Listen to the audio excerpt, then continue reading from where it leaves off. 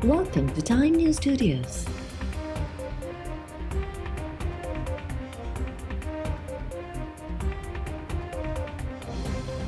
You are watching 2 p.m. Bulletin. Chief justice AR. System में रहण ऐं बैकाट खां पासो करण जो मशवरो ॾिनो आहे। पीटीआई चेयरमैन बैरिस्टर गौहर जी तस्दीक। इस्लामाबाद में मीडिया सां ॻाल्हाईंदे पे पीटीआई चेयरमैन बैरिस्टर गौहर चयो त गुज़िरियल ॾींहुं चीफ जस्टिस सां मुलाक़ात करे पंहिंजूं शिकायतूं साम्हूं रखियूं। हुकूमत ख़िलाफ़ असांजी चार्जशीट डिघी आहे। अदलिया मां बि ख़ुशि न आहियूं। असां समूरनि अपोज़िशन पार्टियुनि सां गॾिजी मज़बूत इतिहाद ठाहे रहिया आहियूं। असांजो वफ़द अॼु कराची पहुतो आहे। GDA अॻुवाणनि सां मुलाक़ात कंदो। ईद खां पोइ हुकूमत ख़िलाफ़ भरपूर तहरीक हलाईंदासीं। अपोज़िशन अॻुवाण असद कैसर, महमूद खान चकजई, सलमान अकरम राजा, साहिबज़ादा हामिद रज़ा ऐं ॿिया अॻुवाण कराची पहुची विया। अॼु राजा हाउस पहुची GDA सरबराह पीर पागारे सां मुलाक़ात कंदा। मुलाक़ात में सिंध समेत सॼे मुल्क में सियासी सरगर्मियूं वधाइण ऐं हुकूमत ख़िलाफ़ मज़बूत इतिहाद ठाहिण ते ख़्यालनि जी ॾिवट कई वेंदी। मुलाक़ात बाद अपोज़िशन अॻुवाण मीडिया खे ब्रीफिंग ॾींदा।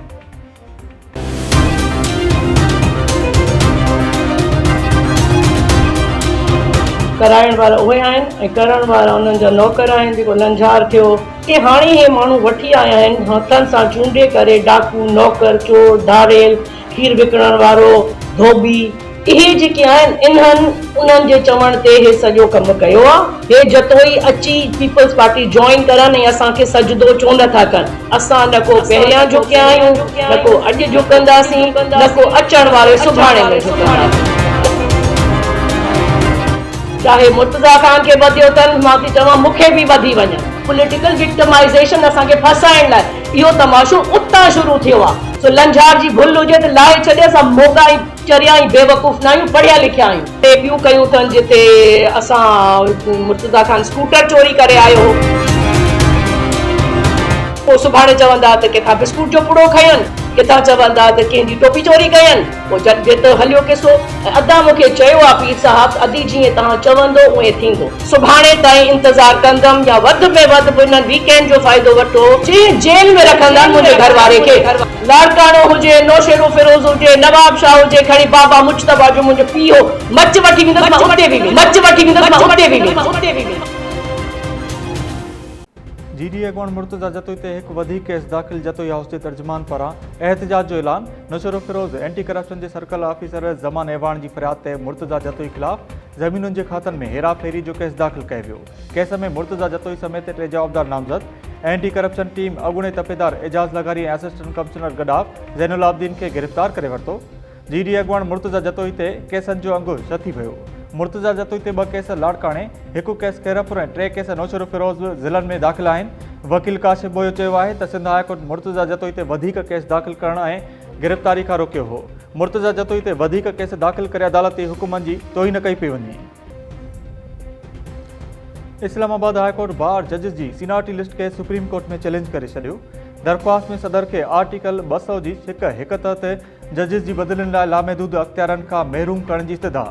दरख़्वास्त में मौक़िफ़ अख़्तियार कयो वियो आहे त अवामी मुफ़ाद खां सवाइ जजिस खे हिकु हाई कोर्ट खां ॿी हाई कोर्ट बदिली नथो करे सघिजे। 2 ॾींहं अॻु इस्लामाबाद हाई कोर्ट जे 5 जजिस बि सीनियरिटी लिस्ट खे सुप्रीम कोर्ट में चैलेंज कयो हो।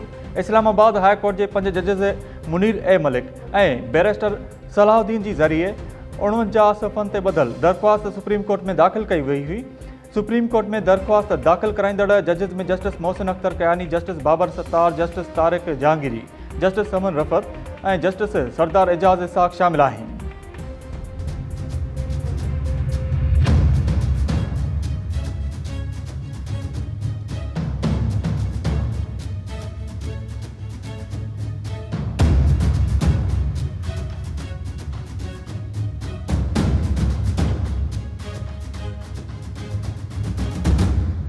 जिंदा है बुकला, जिंदा है, जिंदा है बुकला, जिंदा है, जिंदा है बुकला, जिंदा है।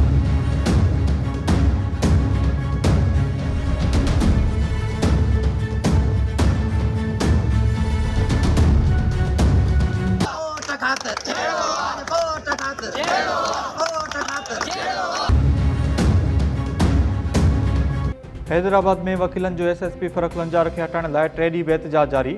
अदालती कार्रवाइनि जो बाइकाट सबबि साल रुली विया। हैदराबाद डिस्ट्रिक्ट बार जो इजलास तलब इजलास में SSP हैदराबाद फ़रक़ लंजार खे हटाइण लाइ एहतिजाज हिकमत अमली जोड़ी वेंदी। हैदराबाद के वकीलनि सां यकजहती जे इज़हार लाइ मटियारी में बेअदालती कार्रवाई जो बाइकाट। नवाबशाह के वकीलनि जो बेअदालती कार्रवाई जो बाइकाट करे मुज़ाहिरो। टंडो आदम में बेअदालती कार्रवाई जो बाइकाट। वकीलनि पारां मुज़ाहिरो करे नारेबाज़ी कई वई। वकील अॻवाणनि चयो आहे त SSP हैदराबाद फ़रक़ लंजार के हटाइण ताईं एहतजाज जारी रहंदो। सिंधु दरिया में 6 किनालनि की अदावत खिलाफ़ सिंध सरापा एहतजाज। बबलोए मेड़ मांझंद ऐं राधड़ में मुज़ाहिरा करे धरणाया विया। मेड़ में भी 12 किलोमीटर पैदल मार्च करे किनालनि खिलाफ़ नारेबाज़ी कई वई। फैज़ुल्ला जुणे जो अब्दुल हमीद लाशारी ऐं ॿियनि जी अॻवानी में राधड़ खां पैदल मार्च करे मेड़ प्रेस क्लब ॾाढो धरणो हंयो वियो। धरणे में सियासी समाजी तंज़ीमुनि के कारकुननि समेत शहरनि की वॾे अंग में शिरकत। मांझंद में भी शहरी रैली कढी शहर के मेन चौक ते धरणो हणी वेही रहा। राधड़ में भी किनालनि की अदावत खिलाफ़ रैली कढी धरणो हंयो वियो। किनालनि के नामंजूर जा नारा। कंदरा में भी JUI जे सॾ ते किनालनि की अदावत खिलाफ़ रैली कढी वई। जसकम पारां बबलोए बाईपास ते लॻल धरणो 24 कलाकनि बाद ख़त्म। अॻवाणनि चयो आहे त सिंधु दरिया ते धाड़ो हण न ॾींदासीं। सिंधु दरिया में 6 किनाल कढी सिंध के रेगिस्तान बणाइण की साज़िश कई पई वञे। जेसीं ताईं किनालनि की रिथा के रद्द करण जो नोटिफिकेशन जारी न थींदो तेसीं ताईं तहरीक जारी रहंदी। भाई रेल जो पटरी टोटल असांजे स्टाफ विरोधी स्टाफ ते महेश्वर स्टाफ ही ॾिसो रेल जा ही टुकड़ा ही ज़रा ज़रा पिया आहिनि। ही सॼो जॾो आहे। हेॾा ही ॾिसो ही नट बुल्ट ही सभु ढीला आहिनि। ऐं हाणे मुसाफ़िर रेल गुज़री वियो सॼो ॾके पियो। हाणे मां जेको माण्हू खणे थो रेल गाॾी उहो त स्पीड में वेंदो आहे। अलाह परांठे को हादसो थिए पोइ छा थींदो। ही सॼो टुटल आहे। ही ॾिसो ज़रा ज़रा थियल आहे। ही सभु खुलियल हाणे कुझु बि थी सघे थो अलाह परांठे।